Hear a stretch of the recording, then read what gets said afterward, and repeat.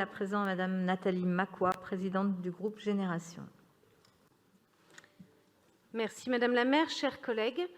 La création d'une police municipale à Paris a déjà fait l'objet de nombreux débats dans cet hémicycle et lors de la campagne électorale, et des sensibilités différentes sur la question se sont exprimées.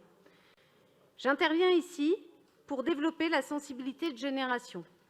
Parce que Paris est dense en habitants et en visiteurs, son espace public est très sollicité et objet de nombreux conflits.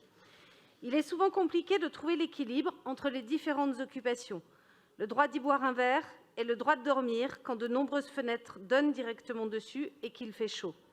Le droit d'y circuler sans être harcelé, insulté, invectivé. La coexistence entre différentes façons de circuler, trottinette, à pied, à vélo, en voiture.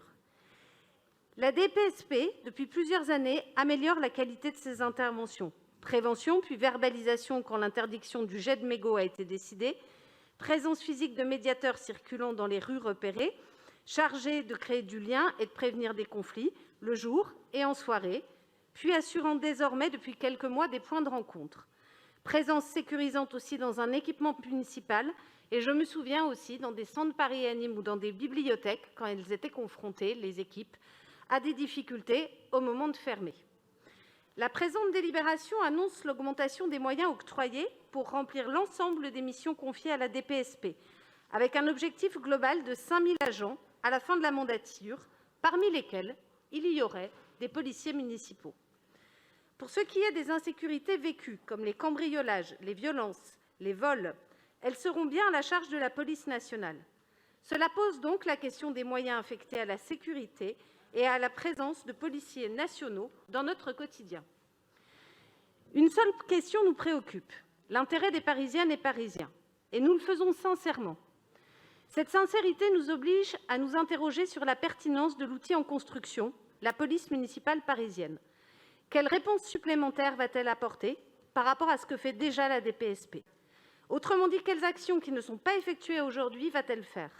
Ne renvoie-t-elle pas dans l'imaginaire des Parisiens et des Parisiennes à des interventions dont elle n'a pas les compétences? Quels moyens vont être arbitrés dans un contexte budgétaire actuel que nous savons extrêmement contraint, lié au changement de statut? Bien sûr, et vous l'avez dit peut-être tous et toutes, l'avancée à saluer, c'est la formation des agents et des agentes, augmentant leur professionnalisme déjà actuel, en tout cas ceux qui sont engagés dans des missions de tranquillité publique. Alors, nous pourrions nous abstenir en considérant que cette police municipale n'apporterait pas de changement majeur par rapport à une évolution de la DPSP, accepter cette nouveauté sémantique comme un nouvel outil traduisant nos ambitions en termes de prévention, tranquillisation, sécurisation de l'espace public parisien. Mais elle ne peut pas se penser sans lien avec ceux qui coproduisent la sécurité des Parisiens et des Parisiennes, la préfecture de police, la police nationale. Et donc, je voudrais formuler ici un certain nombre de nos interrogations, de nos craintes. Une crainte d'abord fondée sur l'attitude de l'État, dont la tendance est d'indexer ses moyens sur ceux de la collectivité, au moyen notamment des contrats de sécurité intégrés. Une tendance qui, dans le contexte budgétaire actuel à la baisse des dotations, laisse entrevoir un chemin préjudiciable aux Parisiens et Parisiennes.